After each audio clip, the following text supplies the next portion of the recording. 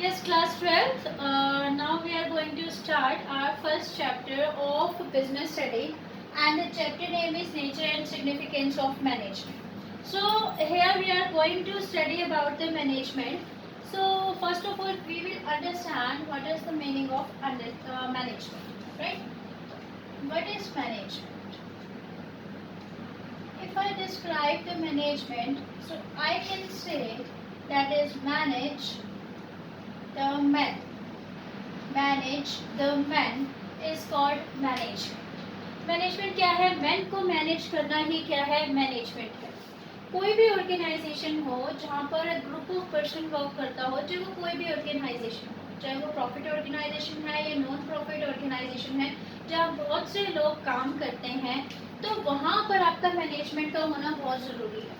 अगर मैनेजमेंट नहीं होगी तो कभी भी वो ऑर्गेनाइजेशन अपने ऑब्जेक्टिव को गेन नहीं कर पाएगी. तो मैनेजमेंट के ऑब्जेक्टिव कैसे, इससे फर्क क्या पड़ता है? देखिए, suppose a lot of workers, lot of employees और a lot of men are doing the work. वो सब क्या कर रहे हैं? काम कर रहे हैं किसी भी ऑर्गेनाइजेशन में, लेकिन क्योंकि उनको कोई मैनेज करने वाला नहीं है या फिर उनमें मैनेजमेंट नहीं है, तो suppose this is the objective जो कि सभी को क्या करना है? गेट करना है, ऑर्गेनाइजेशन को गेट करना है. But there are different people हैं, तो कोई किसी डायरेक्शन में काम कर रहा है, कोई किसी डायरेक्शन में काम कर रहा है, कोई किसी डायरेक्शन में काम कर रहा है, तो लास्ट में हम ऑब्जेक्टिव को गेन नहीं कर पाए. तो ऑब्जेक्टिव को गेन करने के लिए ऑब्जेक्टिव है क्या? Objective are the end result which we want to get. Objective क्या है? एंड रिजल्ट है जो कि हमें गेट करना है. सपोज किसी भी, मेरा आपका ऑब्जेक्टिव क्या होता है? आप चाहते हैं कि मेरे फाइनल एग्जाम या बोर्ड एग्जाम में 90% अबव गेट कर लें या फिर 95% अबव गेट करें. That is your objective. तो ऑब्जेक्टिव वो एंड रिजल्ट है जो हमें गेट करना है. तो ऑब्जेक्टिव गेट करने के लिए ये सभी लोग लगे हुए हैं, लेकिन इनकी डायरेक्शन क्या है? अलग अलग है. अब ज़रूरत ये है कि इन सब की डायरेक्शन किस तरफ हो? ऑब्जेक्टिव को गेन करने के लिए हो. तो अगर सबकी डायरेक्शन ऑब्जेक्टिव के गेन करने के लिए होगी, मतलब सब इस तरह से काम करेंगे कि ऑब्जेक्टिव को गेन किया जाए, तभी ये सब चीज़ पॉसिबल हो सकती है, राइट. और ऐसे इनको कौन डायरेक्ट करेगा, कौन इनको मैनेज करेगा? तो वो कौन होगा? मैनेजर होगा. मैनेजर क्या करेगा? इन सबको ऐसे मैनेज करेगा कि इन सब के काम एक ही डायरेक्शन की तरफ हो, या इन सब के जो काम हैं वो क्या करें? ऑब्जेक्टिव को अचीव कर पाए. और अगर मैनेजमेंट नहीं हो या फिर मैनेजमेंट ना हो, तो ये एक्चुअली में वो उस शिप की तरह होगी ऑर्गेनाइजेशन जिसका कोई कैप्टन नहीं है, और वो शिप कभी इधर डायरेक्शन में जा रही है, कभी इधर डायरेक्शन में जा रही है, लेकिन वो मेन डेस्टिनेशन को गेट नहीं कर पा रही है. तो मेन डेस्टिनेशन को गेट करने के लिए कैप्टन का होना ज़रूरी है शिप पे, क्योंकि वही सब कुछ क्या करेगा? मैनेज करेगा. तो उसी तरह किसी भी ऑर्गेनाइजेशन में जहाँ ग्रुप ऑफ पीपल वर्क कर रहे हैं, वहाँ पर मैनेजमेंट का होना बहुत ज़रूरी है, क्योंकि मैनेजमेंट क्या कर रही है? लास्ट में ऑब्जेक्टिव को गेट करवा देती है. अब मैं ये लिख सकती हूँ, अगर मुझे लिखना पड़े कि मैनेजमेंट है क्या, तो management is an art of getting things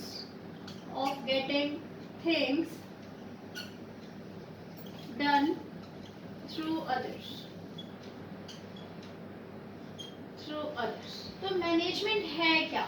management क्या है? मैनेजमेंट वो आर्ट है जिससे लोगों से ऐसे काम कराया जाता है कि अल्टीमेटली ऑर्गेनाइजेशन के ऑब्जेक्टिव को गेन कर सके.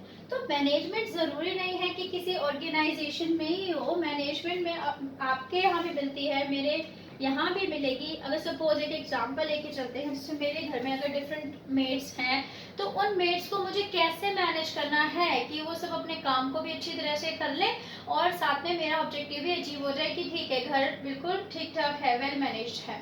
तो आपको हर जगह जहाँ पर आपको लोग ज़्यादा, जहाँ पर आपको ग्रुप ऑफ पर्सन मिलेगा, वहाँ पर उन लोगों को मैनेज करने की ज़रूरत पड़ती है. तो इसलिए मैनेजमेंट के मीनिंग में लिख सकते हैं that management is defined as a process. ये एक प्रोसेस है of getting things done through the others with the aim of achieving the goals. Objective को गेट करने के लिए हम लोगों से काम कराते हैं, और उसी कला को हम क्या बोलते हैं? मैनेजमेंट बोलते हैं. आगे मैंने वर्ड्स को यूज किया है इफेक्टिवली एंड एफिशिएंटली. क्या है ये चीज? अभी हम पढ़ेंगे. देन एक और वर्ड है that is very important, management is a process of achieving goals effectively and efficiently, right. तो सबसे पहले हम समझते हैं कि इनका मीनिंग क्या है, प्रोसेस क्या है। देखिए बेटा, मैनेजमेंट की एक प्रोसेस होती है जो कि इसके फंक्शंस के रूप में होती है। तो मैनेजमेंट होता क्या है, कभी भी किसी चीज़ को अगर हमें मैनेज करना है, मैं आपको एक एग्जांपल देती हूँ, आपके स्कूल का एग्जांपल लेते हैं। तो कभी भी किसी स्कूल की मैनेजमेंट स्टार्ट करनी है तो हमेशा ध्यान रखिए, जब भी आप कोई काम करते हैं, आप अपने फाइनल एग्जाम देने जा रहे हो सपोज, तो आप क्या करते हैं, सबसे पहले प्लानिंग करते हैं कि कितने सब्जेक्ट आपको कब और कितना टाइम देना है। मतलब हर चीज़ से पहले, कोई भी चीज़ करने से पहले हम क्या करते हैं, प्लान करते हैं। तो planning is very important for everyone. तो किसी भी काम करने से पहले क्या किया जाता है, प्लानिंग की जाती है। कि प्लान क्या किया जाता है, क्या करना है, what to do, how to do and by whom to do it, कि कौन करेगा उस काम को, कैसे होगा काम वो। और इसके साथ साथ, या फिर मैं ये कह सकती हूँ, प्लानिंग क्या है, थिंकिंग बिफोर डूइंग, करने से पहले सोचना क्या है, प्लान है, राइट। प्लानिंग में हम क्या करते हैं, अपने ऑब्जेक्टिव सेट करते हैं। जैसे कि सपोज मैं आपके एग्जांपल आपके स्कूल का लेती हूँ, तो जो स्कूल का मेन क्या ऑब्जेक्टिव होता है कि हमें क्या करना है, स्टूडेंट्स को क्या करना है, एजुकेशन इम्पार्ट करनी है, उनको एजुकेशन देनी है सिस्टमेटिक मैनर से, और वो कैसे करनी है, तो ये सब कुछ प्लान किया जाता है, राइट। अब ये सब कुछ प्लान कर लिया आपके मैनेजमेंट ने, लेकिन इसके बाद उनको ये भी तो देखना होगा ना, ठीक है हम स्कूल स्टार्ट करने जा रहे हैं, तो हमें कितने लोगों की ज़रूरत है। मतलब स्कूल में आपको एक प्रिंसिपल भी चाहिए, प्रिंसिपल की पोस्ट होनी चाहिए, उसके बाद वाइस प्रिंसिपल्स भी होने चाहिए, उसके बाद हेड ऑफ द डिपार्टमेंट होने चाहिए, टीचर्स होने चाहिए, पियोन चाहिए आपको, इसके बाद रिसेप्शनिस्ट चाहिए। तो अ लॉट ऑफ पोस्ट चाहिए। मतलब जब आपने एक बार डिसाइड कर लिया कि school you are going to open a school, then second is you have to create the post. आपको देखना पड़ेगा कि आपको कितनी पोस्ट चाहिए या कितने लोग चाहिए। जैसे फर्स्ट मैंने आपको एग्जांपल दिया, स्कूल है, स्कूल में प्रिंसिपल चाहिए आपको, वाइस प्रिंसिपल चाहिए, देन आपको डिफरेंट हेड्स चाहिए, commerce heads, English heads, Hindi heads, ये सब कुछ हेड्स होते हैं। और हेड्स के नीचे बहुत सारी टीचर्स होती हैं जो टीचर्स वर्क करती हैं, ठीक है। तो ये सब चीज़ें हम क्या करते हैं, पहले से सोच के चलते हैं। और इसी काम को मैं क्या कहने वाली हूँ, ऑर्गेनाइजेशन। तो हम क्या करते हैं, ऑर्गेनाइजेशन के लिए ऑर्गेनाइज करते हैं कि हमें कौन कौन सी पोस्ट रिक्वायर्ड होंगी। तो जब हमने ये कर लिया कि हमें ये पोस्ट रिक्वायर्ड होंगी, तो क्या यहाँ पे काम खत्म है, नहीं, क्योंकि ये तो हमने सिर्फ डिसाइड किया ना कि ये पोस्ट होंगी, पर इन पोस्ट को फिल भी तो करना पड़ेगा। मतलब लोगों को यहाँ पर रिक्रूट करके सिलेक्ट भी करना होगा, मुझे टीचर्स भी सिलेक्ट करने होंगे, वाइस प्रिंसिपल भी सिलेक्ट करने होंगे, अपॉइंट करने होंगे, या फिर मैं ये कह सकती हूँ कि अपने स्टाफ को अपॉइंट करना होगा। तो मेरा थर्ड वर्क क्या हो जाता है, staffing. Third work is staffing, ठीक है। तो स्टाफिंग में हमने यहाँ पर लोगों को रख दिया, वाइस प्रिंसिपल भी अपॉइंट हो गए, प्रिंसिपल भी, टीचर्स भी हैं। अब ये सब लोग अपनी अपनी सीट पे हैं, लेकिन जब तक आप इनको इंस्ट्रक्ट नहीं करोगे कि इनको क्या काम करना है। जैसे इस वाइस प्रिंसिपल का काम यह है कि आपको इन 4 हेड्स पे क्या करना है, इनका काम देखना है, डिसिप्लिन मेंटेन करना है। टीचर्स का वर्क क्या है, आपको बच्चों को पढ़ाना है, इसके अलावा बच्चों की एक्टिविटीज को ऑब्जर्व करनी है, आपको क्या बनाना है, परफॉर्मेंस रिपोर्ट बनानी है, a lot of work you have to do. तो पर ये काम कैसे शुरू होंगे, जब तक आप उनको डायरेक्शन नहीं देंगे तो काम तो शुरू होगा नहीं। तो जैसे आप स्टाफिंग कर लेते हैं, इन लोगों को आपने रख लिया, तो उसके बाद आप क्या करते हैं, डायरेक्शन देते हैं, इन लोगों को डायरेक्ट करेंगे कि आपको क्या क्या काम करना है। डायरेक्शन हो गया, लोगों ने काम करना भी शुरू कर दिया, सब अपना अपना काम करना स्टार्ट है। लेकिन अब ये भी देखना बहुत जरूरी है कि जो लोग काम कर रहे हैं अपनी मर्जी से ही काम ना कर रहे हो। ये देखना पड़ेगा कि जो हमने प्लान किया था, क्या ये इसके अकॉर्डिंग काम कर रहे हैं या नहीं। और अगर ये इसके अकॉर्डिंग काम नहीं कर रहे तो क्यों नहीं कर रहे, तो इनको कहा जाए कि आप क्या करें, प्लान के अकॉर्डिंग काम करें। तो कंट्रोलिंग किया जाता है। कंट्रोलिंग का मतलब ये है, ये देखते हैं कि जो एक्चुअल काम हो रहा है क्या ये प्लान के अकॉर्डिंग हो रहा है या नहीं। अगर नहीं तो कोई प्रॉब्लम है तो उसको दूर किया जाता है।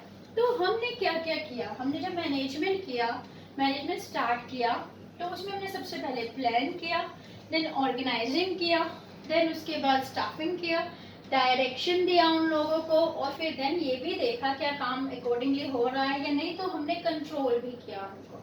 तो ऐसे तरह से मैनेजमेंट चलती है। तो यही प्रोसेस है मैनेजमेंट की। इन सब चीज़ों को हम डिटेल में समझेंगे। एक्चुअली इन सब का आपका एक एक चैप्टर है, तो बहुत डिटेल में समझने वाले हैं। अभी के लिए सब इतना ही समझना ज़रूरी है कि किसी भी चीज़ को मैनेज करने के लिए या मैनेजमेंट करने के लिए हमें इस प्रोसेस से होके जाना पड़ता है। प्रोसेस में 5 फंक्शन होते हैं: planning, organising, staffing, directing and controlling. That's why I have written here process. Management is defined as a process, क्योंकि मैनेजमेंट में आपको ये फंक्शंस करने ही पड़ेंगे। तो प्रोसेस का मीनिंग क्या है? Management is a process as it involves a series of interrelated function. इसमें क्या है, ये सारे फंक्शन हैं जो कि एक दूसरे से रिलेटेड है। कैसे, ये हम आगे जब इन चैप्टर्स को पढ़ेंगे तो अच्छे से समझेंगे। It is a series of interrelated function such as planning, organising, staffing, directing and controlling. तो हमें समझ आ गया कि मैनेजमेंट क्या है, एक प्रोसेस है जिसमें फंक्शंस इंक्लूड होते हैं। Then come to very important point, effectively and efficiently. हमने कहा management is a process of getting things to get the objectives, to get the goals. Goals को मैं achieve कर रहे हैं, लेकिन goals को achieve कैसे करना है? Effectively and efficiently. अब इस चीज़ को ध्यान से समझेंगे, क्योंकि इसमें एक नंबर का क्वेश्चन या तो आपको मिलेगा, आपको पता है कि ऑब्जेक्टिव टाइप क्वेश्चन आपके आने हैं 20 मार्क्स के। सेकेंड, हमें पता है कि केस स्टडीज भी आती हैं। तो एक कहीं बार इफेक्टिवनेस और एफिशिएंसी पे आपकी केस स्टडी भी आई हुई है। आप पिछले क्वेश्चन पेपर ऑब्जर्व करेंगे तो आप देखेंगे कि यहाँ की इफेक्टिवनेस और एफिशिएंसी पे कई बार केस स्टडीज भी आपने देखी हैं, राइट। पहले इसको समझेंगे ये है क्या। देखो, इफेक्टिवनेस क्या होता है? अगर हम कोई भी काम टाइम पर कर देते हैं, दैट इज इफेक्टिवनेस। लाइक अगर मान लो कोई मैनेजर है, वो अपने वर्कर को बोलता है कि you have to make 20 shirts in a week, आपको एक हफ्ते में 20 शर्ट बनानी है, और वो वर्कर क्या करता है, एक हफ्ते में 20 शर्ट बना के आपको दे देता है। इसका मतलब उसने काम टाइम पे किया है, तो वो क्या है, इफेक्टिव है। मीन्स इफेक्टिव का मतलब ये है कि कोई भी काम टाइम पे कर देना, दैट इज इफेक्टिव। ठीक है। तो जब आप अपने गोल को अचीव करते हैं, गोल को अचीव करना, मैंने सोचा था कि मैं इतने टाइम में इतने चैप्टर्स कर लूँगी और मैं बिल्कुल टाइम पे उतने चैप्टर्स कंप्लीट कर लेती हूँ, तो इसका मतलब मैं क्या हूँ, इफेक्टिव हूँ। मैंने अपने गोल्स को इफेक्टिवली अचीव कर लिया है। एफिशिएंटली क्या हो? एफिशिएंटली का मतलब क्या होता है? पहले इफेक्टिवनेस का मीनिंग देखते हैं। Effectiveness refers to completing the job on time. आप टाइम पे काम को खत्म कर रहे हैं, तो इसका मतलब आप बहुत इफेक्टिव हैं। It is concerned with and result. ये सिर्फ एंड रिजल्ट से कंसर्न है। वर्कर को कहा था 20 शर्ट्स बना दे, उसने 20 शर्ट्स बना दी। अब उसने कितना पैसा खर्च किया डजंट मैटर, इसका कोई मैटर नहीं करता है, लेकिन उसने अपना काम टाइम पे किया, तो मैं उसको बोलूँगी कि वो इफेक्टिव है। Come to efficiency. एफिशिएंसी का मतलब ये होता है कि अगर आपको काम दिया जाए और आप उस काम को लो कॉस्ट पे, कम से कम कॉस्ट पे आप कंप्लीट करके दें, तो आप क्या हैं, एफिशिएंट हैं। इसीलिए एग्जांपल लेते हैं। वो वर्कर था, वर्कर ने क्या किया, मैनेजर ने कहा कि you have to make 20 shirts in a week, आपको 20 शर्ट्स बनानी है एक हफ्ते में। अब उसने टाइम का हम यहाँ पर नहीं ले रहे, और 20 शर्ट्स बनाने की जो कॉस्ट है वो 200 रुपीज़ है। वो आया मेरे पास, आया मैनेजर के पास, उसने बोला कि यस मैंने ये 20 शर्ट्स बना दी हैं, 200 कॉस्ट कही थी आपने कि 200 रुपये में 20 शर्ट्स तैयार हो जाएंगी, लेकिन मैंने इसको 150 में तैयार करके आपको दे दिया है। इसका मतलब मैंने उसके कॉस्ट क्या कर दी, कम कर दी। कम से कम लागत में, कम से कम कॉस्ट में मैंने वो शर्ट्स तैयार करके आपको दे दी हैं।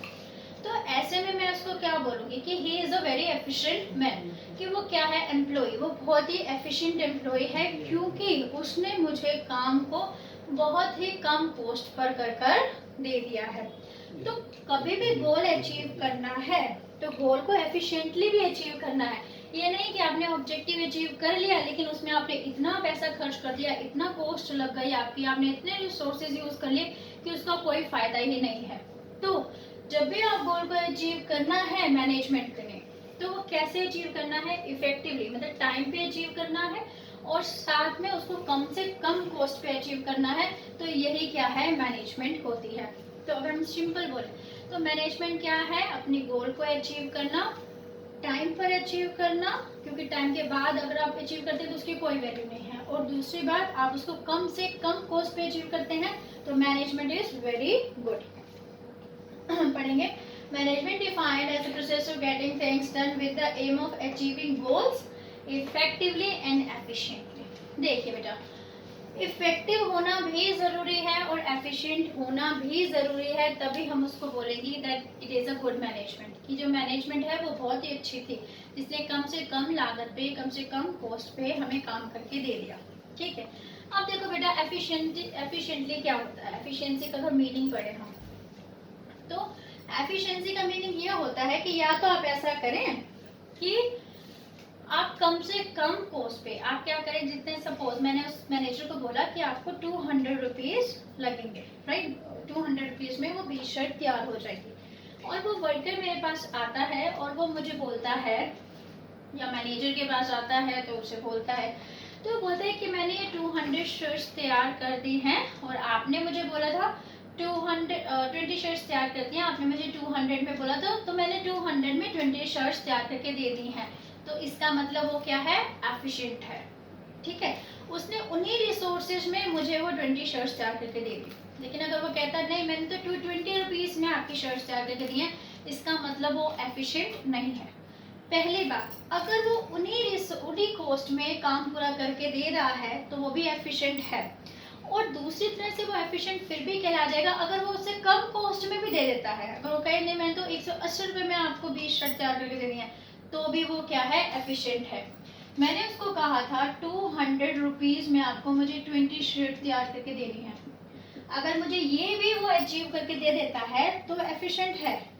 इसके अलावा अगर वो मुझे 180 रुपीज़ में 20 शर्ट्स तैयार करके देता है तो भी वो क्या है, एफिशिएंट है। तो एफिशिएंसी में जितना कम रिसोर्सेज को यूज़ करेंगे और जितना अच्छी तरह से आप प्रोडक्शन दे रहे हैं, जितनी अच्छी तरह से आप प्रोड्यूस कर रहे हैं, वो क्या है, आपकी एफिशिएंसी है।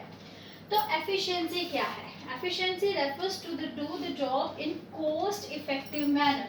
आप कितने कम कॉस्ट में तैयार करके देते हैं वही आपकी एफिशिएंसी है। एफिशिएंसी कब इंक्रीज होती है, जब आप लेस रिसोर्सेज यूज कर रहे हैं और सेम बेनिफिट दे रहे हैं। ठीक है, या फिर आप लेस रिसोर्सेज यूज करके ज़्यादा बेनिफिट दे रहे हैं। आपने 180 रुपये में 20 शर्ट दे दे, या फिर 180 रुपये में मुझे 25 शर्ट दे दें, कुल मिला के आप कॉस्ट को क्या कर रहे हैं, कम कर रहे हैं। तो दोनों ही सिचुएशन में जो वर्कर क्या है, वो क्या है, एफिशिएंट है। क्वेश्चन कैसे आता है, पहले हम इसको समझ लेते हैं। इफेक्टिव और एफिशिएंट शॉर्ट में, इफेक्टिव हो गया टाइम पे काम कर दिया, और एफिशिएंसी कम से कम कॉस्ट पे तैयार करना। और मैनेजमेंट में इफेक्टिव होना भी जरूरी है और एफिशिएंट होना भी जरूरी है। केस स्टडी में कैसे क्वेश्चन आता है, सपोज एक क्वेश्चन था ए को, सेम यही एग्जाम्पल कि ए को कहा गया कि आप क्या कीजिए, आपके पास एक वीक है और आपने मुझे क्या तैयार करके देना है, मुझे 20 टेबल्स तैयार करके देने हैं। तो उसने क्या किया और ये बताया मैनेजर ने कि 20 टेबल्स तैयार करेंगे जिसकी कॉस्ट क्या आने वाली है, 300 रुपीज़ आने वाली है। मैनेजर ने कहा कि अपने वर्कर को कि आपको 20 टेबल्स मुझे प्रिपेयर करके देनी है जिसकी कॉस्ट है 200 रुपीज़ मान लेते हैं। चलो, अब वो वर्कर आता है और टाइम दिया कि आपको 1 वीक में। वर्कर आता है और वर्कर कहता है ठीक है, 1 से हफ्ते बाद आता है और कहता है कि मैंने आपकी 20 टेबल्स प्रिपेयर कर दी है, लेकिन जो मेरी कॉस्ट आई है वो 220 रुपीज़ है। आपसे क्वेश्चन क्या पुट करेंगे ये केस स्टडी में, तो आपसे क्वेश्चन पुट करेंगे, आप ये बताइए क्या ये जो वर्कर है ये इफेक्टिव है या एफिशिएंट है। देखिए, इसने टाइम पे काम पूरा कर दिया तो इफेक्टिव तो है ही, लेकिन ये एफिशिएंट नहीं है क्योंकि उसने कॉस्ट को बढ़ाकर आपको दिया है। मतलब उसने 220 रुपये में 20 टेबल तैयार किए, जबकि आपने बोला था कि 200 रुपये में आप उसको तैयार करके देंगे। तो हमारा आंसर क्या होगा कि वर्कर इफेक्टिव है लेकिन एफिशिएंट नहीं है। अब एक और एग्जाम्पल देखते हैं, फिर से यही 20 टेबल्स का वर्कर को बोला गया जो कि 200 रुपीज़ में बनाने थे और 1 वीक का टाइम दिया गया। अब वो वर्कर आया कितने दिन के बाद, 2 हफ्तों के बाद, 2 वीक के बाद आता है और कहता है कि मैंने 20 टेबल प्रिपेयर कर ली हैं लेकिन मैंने 180 रुपीज़ में की है। क्वेश्चन आपसे क्या पुट करेंगे, क्वेश्चन आपसे पुट करेंगे कि आप बताइए ये वर्कर इफेक्टिव है या एफिशिएंट है या दोनों है। तो हम क्या करेंगे, ये वर्कर इफेक्टिव नहीं है। क्यों नहीं है, हमने उसको टाइम क्या दिया था, 1 वीक का, उसने कब कंप्लीट करके दिया, 2 वीक में, तो he is not at all effective, वो इफेक्टिव नहीं है। क्या वो एफिशिएंट है, 200 रुपीज हमने कॉस्ट कहा था बनाने को, उसने 180 में हमें तैयार करके दे दिया, हाँ वो एफिशिएंट है। तो इसका आंसर क्या होगा कि वर्कर इफेक्टिव नहीं है लेकिन वो एफिशिएंट है। और अगर यही वर्कर, थर्ड एग्जांपल लेते हैं, फिर से 20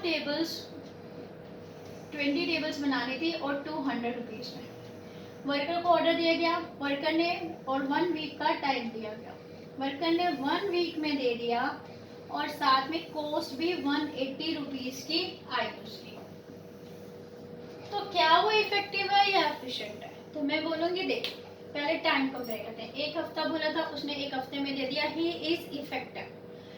हमने उसको कहा था कि 200 रुपीज कॉस्ट होनी चाहिए, इससे ज्यादा नहीं होनी चाहिए, उसने 180 रुपीज कॉस्ट ला के दिखा दी, 180 रुपीज में सारी टेबल प्रिपेयर करके मुझे दे दी, तो वो एफिशिएंट भी है। तो इसका आंसर क्या होगा, worker is effective as well as efficient. वो इफेक्टिव भी है और एफिशिएंट भी है क्योंकि उसने टाइम पे भी काम कंप्लीट किया है, और सेकेंडली उसने क्या किया है, कम से कम कॉस्ट पे भी काम करके दिया है। तो आप इसके अपने बुक में केस स्टडीज देखेंगे तो ऐसी ही केस स्टडीज होंगी, राइट। और इसके अलावा भी 3 या 4 लेक्चर के बाद मैं आपके डिफरेंट केस स्टडीज और ऑब्जेक्टिव टाइप क्वेश्चन लेके आऊंगी, जितने भी टॉपिक कवर हो जाएंगे, तो उससे हम देखेंगे कि आप कितने क्वेश्चन आप उसको कर पाते हैं, राइट। तो नेक्स्ट वीडियो में देखेंगे इससे आगे का, that is characteristics of management, और इफेक्टिवनेस और एफिशिएंसी में 1-2 डिफरेंस शो करेंगे, ठीक है। Thank you.